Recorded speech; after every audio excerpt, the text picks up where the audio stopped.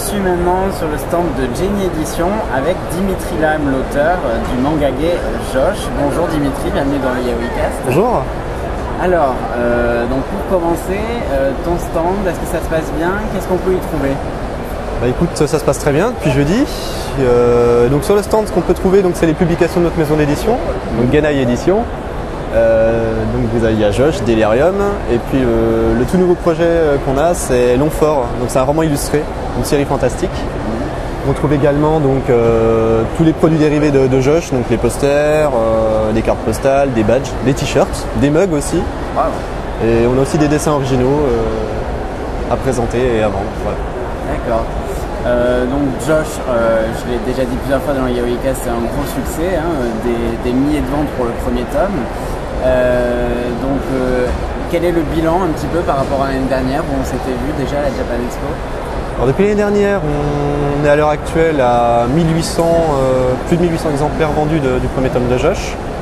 L'édition limitée qu'on avait sortie pour Japan Expo quand on s'était vu. Donc là, les derniers exemplaires ont été vendus hier. Et puis la suite arrive à l'automne. Donc le bilan est assez positif. Il y a toujours pas mal de monde et la demande elle est de plus en plus grande. Donc c'est assez motivant. Voilà. Alors le tome 2, donc pour l'instant on a le premier chapitre en pré-publication. Les 10 premières planches, voilà. Tout à fait. Quand est-ce qu'on va en avoir plus? Est-ce qu'il faudra forcément se procurer la version reliée? Alors la suite arrive la semaine prochaine, parce que là les parties de chapitres seront disposées jusqu'à la sortie, normalement courant octobre. Donc d'ici là, il y aura quand même quelques chapitres à lire pour faire patienter les fans et puis les curieux aussi également, s'ils veulent se faire un avis sur la suite. Voilà. Alors au niveau de tes autres projets, parce que tu es pas mal occupé, donc est-ce que tu peux nous les présenter un petit peu? Alors d'actualité, il y a toujours Josh, il y a Delirium aussi, dont la suite est en cours. Juste après Josh 2, il devrait y avoir normalement Delirium tome 2, et ensuite Josh 3 et ainsi de suite, qui est une variante. D'accord. Il y aura aussi la suite de Longfort. Normalement pour la fin de l'année, il devrait y avoir le deuxième tome. Voilà, donc c'est un projet assez intéressant. Puis sinon il y a aussi d'autres choses, mais pour l'instant c'est principalement concentré sur Josh et Delirium qui on présentera la suite en temps voulu. Ouais. Alors justement au niveau des tomes de Josh, est-ce que tu sais où tu vas aller? Est-ce que tu sais à quel moment à peu près ça va se terminer l'aventure? Ce qu'on peut déjà dire, c'est que le premier cycle devrait faire 4 tomes. Voilà. Et ce serait en 2 cycles. Okay. Voilà. Donc le premier cycle, ça devrait être basé justement sur la rencontre entre Josh et Yuri et voir un petit peu les années lycée et comment ils se sont découverts et comment Yuri est tombé amoureux de Josh. Voilà, c'est un petit peu l'idée, montrer un peu les jeunes années, même s'ils sont encore déjà jeunes, mais voir un petit peu ce qui s'est passé avant et leur rencontre. Donc pour l'instant tu es auto-édité, est-ce qu'il y a des éditeurs pro qui t'ont approché déjà? Il y a eu quelques contacts, après pas forcément des demandes, mais l'optique principale de mon travail, c'était de continuer avec la maison d'édition qu'on a créée. Malgré tout, la faire un petit peu évoluer, vu qu'il y a d'autres projets qui devraient arriver dans les prochaines années, et puis la consolider comme ça. Donc si une maison d'édition nous contacte, ce sera étudié, mais en tout cas, c'est pas prévu pour le moment. C'est vrai qu'il y a déjà une ligne éditoriale très intéressante chez Genaï, et on veut poursuivre ça et développer. Il y a beaucoup de choses à faire, c'est ça qui est pas mal, c'est motivant. Alors, est-ce que tu as pas mal de retours justement, parce que vu que tu as vendu beaucoup d'exemplaires, est-ce que tu as des retours des lecteurs qui, après avoir lu le premier tome? Alors au niveau des retours, on va dire que c'est au niveau du public qui est assez large, aussi bien des gays que des filles ou bien même des hétéros. Ouais. Donc ça m'a assez touché, parce que justement je voulais un récit qui narre les histoires d'un jeune gay sans forcément être sectaire ou justement toucher un public en particulier. Donc le fait que ça puisse toucher ces différentes personnes, ça m'a justement assez flatté et encouragé justement à poursuivre dans cette voie-là. Et puis donc après, au niveau des retours, ils sont assez positifs. Parce que finalement ça faisait un petit peu ovni, c'était la première fois qu'il y avait un manga gay, et finalement on le raffilie à du yaoi. Bara, pas trop parce que c'est quand même beaucoup plus extrême, mais donc c'est vrai que c'est un peu entre les deux, et puis c'est ce qui a permis à Josh aussi un peu de s'imposer, parce qu'on ne se retrouvait pas forcément dans le courant habituel des yaoi, parce que c'est vrai que les premiers lecteurs au début justement ils s'attendaient à un yaoi, donc ils étaient un peu déstabilisés. C'est pas les mêmes codes, c'est pas la même construction. Je suis pas parti forcément avec cette idée-là quand j'ai attaqué la série. J'ai pas lu énormément de yaoi pour essayer de suivre un petit peu le même principe et justement se faire dans cette continuité. Donc je pense que c'est cette fraîcheur-là qui fait que ça intéresse. En tout cas, les retours sont positifs en général. Voilà. Alors justement, quelles sont les différences un peu entre un yaoi et un manga gay en fait, pour toi? Pour moi, là, bon, je suis pas non plus expert dans ce sujet-là, mais pour moi, les yaoi à la base, c'est dessiné par les femmes, déjà, sur le principe. Et puis au niveau des thèmes abordés aussi, c'est pas le même principe. Parce que j'ai l'impression que certaines histoires, si on remplace finalement juste le personnage masculin par un personnage féminin, ça change pas vraiment d'une histoire classique.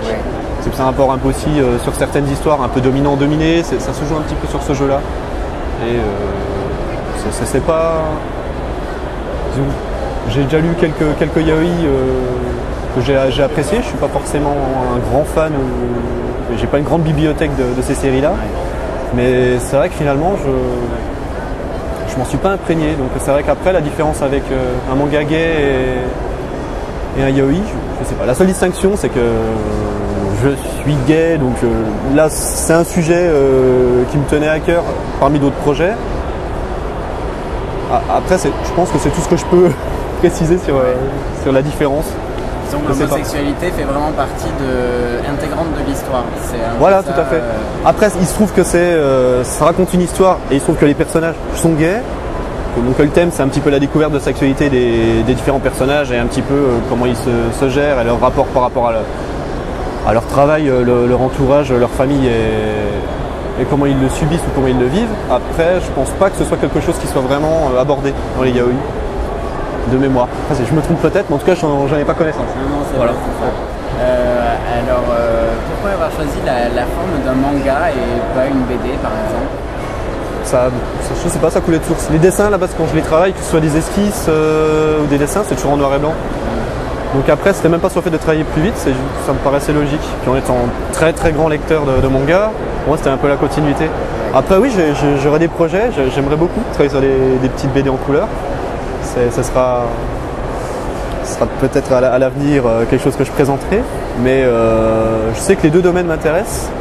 Il se trouve que pour Josh ou Delirium, le noir et blanc se prêtait bien. Je trouve que ça donne aussi plus une part à l'imagination quand on écrit un récit, sur ces petits détails, mais je sais que j'aime bien des fois imaginer une série qui débute, qui n'a pas forcément d'animé, ou qui a des visuels assez abstraits, parce qu'elle fait une couverture à l'autre, le héros ou l'héroïne n'a pas forcément la même couleur de cheveux ou des yeux, si c'est pas précisé, justement d'imaginer des teintes ou des choses comme ça. Et je pense que ça donne une certaine liberté au lecteur. Puis j'aime beaucoup les noirs et blancs, et donc ça me permet de jouer sur les contrastes comme je veux sur mes planches. Voilà. Alors justement, au niveau du dessin, ton rythme de travail, maintenant que tu as plusieurs séries en cours, est-ce qu'il a changé par rapport à il y a quelques années? Il est un peu plus intense, il y a plus de demandes aussi. Donc j'essaie de... Là, l'idée c'est de boucler le premier cycle de Josh assez rapidement pour justement pouvoir attaquer justement la suite de Delirium, pour qu'il y ait justement un roulement entre normalement une sortie tous les 6 à 8 mois entre un tome de Josh, un tome de Delirium, un tome de Josh, qui est vraiment une ligne et des sorties ponctuelles et régulières pour pas lasser le lectorat et puis justement que l'histoire puisse garder son rythme. Alors si on veut suivre ton actualité, où est-ce qu'on peut te retrouver sur internet? Alors il y a mon site web, dimitrilam.fr. Sinon il y a le site donc de Babylon Chronicle, qui est www.babylonchronicle.fr, et le site des éditions Genaille qui sera bientôt disponible, mais il y aura les liens sur les deux sites à ce moment-là. Et mon blog Tétu. Voilà. Et les illustrations aussi sur ton Twitter, des fois je vois que t'en postes. Sur Twitter, Facebook aussi, voilà. Donc j'ai deux comptes sur Facebook, j'ai un compte perso et un compte pro. Donc sur le compte pro, je poste souvent des esquisses ou des photos un peu en exclu des visuels à venir pour montrer un petit peu sur quoi je travaille. Ça permet aussi aux fans de voir un petit peu où on est justement l'avancement des projets, les différentes conventions auxquelles je participe, les dédicaces. Et puis sur Twitter aussi, je me suis un petit peu depuis 6-8 mois où je poste quand même régulièrement.